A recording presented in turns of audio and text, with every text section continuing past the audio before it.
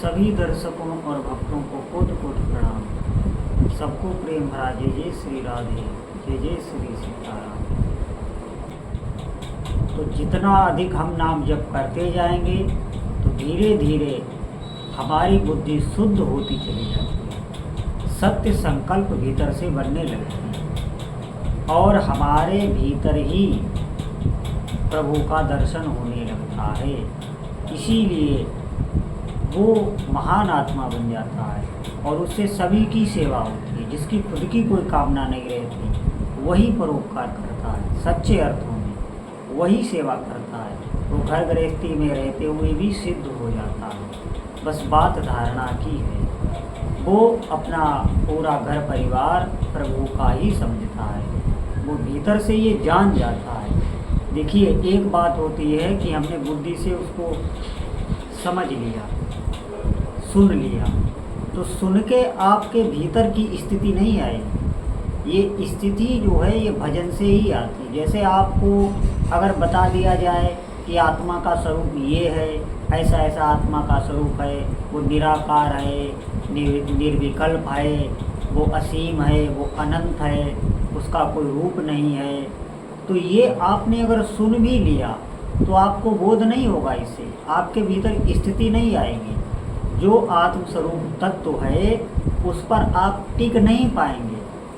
उसमें आप, जैसे हमारी शरीर में देह में स्थिति है, हमें ये सोचना नहीं पड़ता कि हम देह हैं, ये हमारी स्थिति ही है, इसीलिए हम देह में ही रहते हैं। इसी प्रकार आपको अगर आत्मस्वरूप का पूरा ज्ञान आप सुन भी कहीं से लें, और हम कई बार सुन भी चुके हैं, लेकिन उसमें हम स्थित नहीं हो सकते। स्थित क्यों नहीं हो सकते? क्योंकि हमारे पास अध्यात्म बल नहीं है, हमारा अंतःकरण शुद्ध नहीं है। इस बात को समझना पड़ेगा। और ये शुद्ध होता है भजन से। जितना अधिक आप नाम जप करेंगे, मशीन की तरह नाम जप करना होता है, बहुत श्रम करना होता है। आप ध्यान दें, इसका मतलब हम भयभीत ना हो।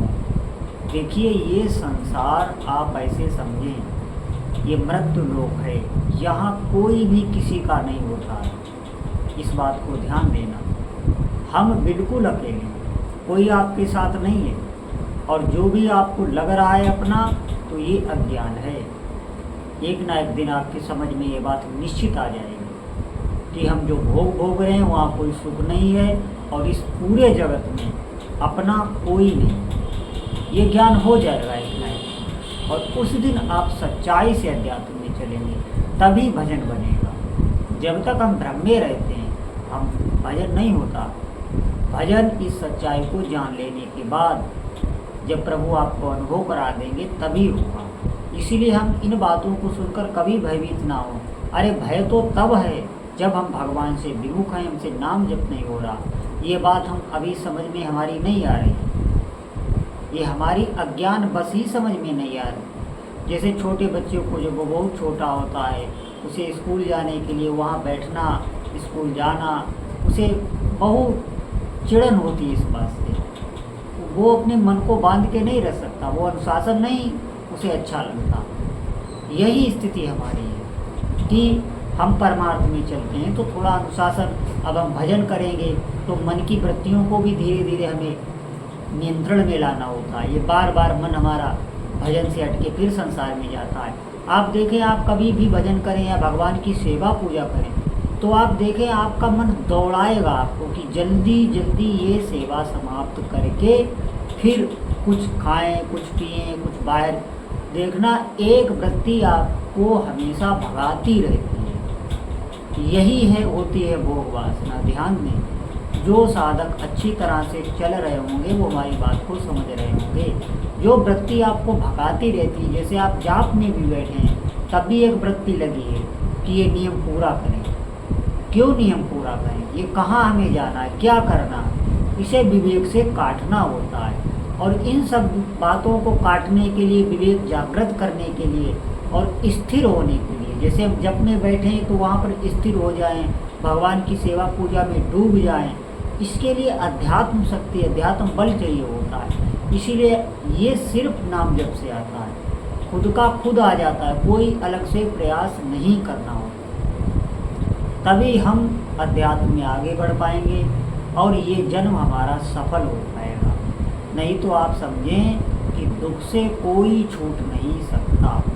हमारे भीतर जो रिक्त स्थान है, हम इंद्रियों से या भोग भोगने से या सांसारिक धन संपत्ति बटोरने से जो उसका भरना चाहते हैं वो भरती नहीं है, वो खाली स्थान और बढ़ता चला जाता है। आप देखेंगे, आप कहीं भी जो भी आपको सबसे धनी मानी, सबसे सुख या आपको ऐसा लगता है बहुत सुखी है, आप उस पर थोड़े दिन परीक्षण करके देख लें तो आपको पता चलेगा कि ये सबसे दुखी है। तो हमें इस बात पर ध्यान देना होगा कि जिस काम के लिए मनुष्य शरीर मिलता है वो हम कर रहे हैं कि नहीं। आप भगवान का नाम जप कीजिए, सबसे सरल उपाय है और सबसे ऊंची स्थिति प्रदान करने वाला है। तो सभी साधकों से प्रार्थना है, कहीं भी संशय में ना पड़े, किसी की बातों में ना आए, जहाँ भी हैं जैसे भी हैं उस स्थिति में आज भजन प्रारंभ कर दें। भले आपको गुरु नहीं मिला है, आपकी किसी में श्रद्धा नहीं, आप भगवान के नाम में श्रद्धा कीजिए, उनके रूप में श्रद्धा कीजिए, उनकी लीलाओं में श्रद्धा कीजिए, उनके धाम में श्रद्धा कीजिए और अपनी साधना को आप प्रारंभ कर दीजिए। धीरे धीरे आगे का मार्ग भगवान पर ही छोड़ दीजिए, वही सब पूरा कर देंगे। तो सभी भक्तों से प्रार्थना है, अधिक से अधिक भगवान नाम जप करें। बोलो जय जय श्री सीताराम।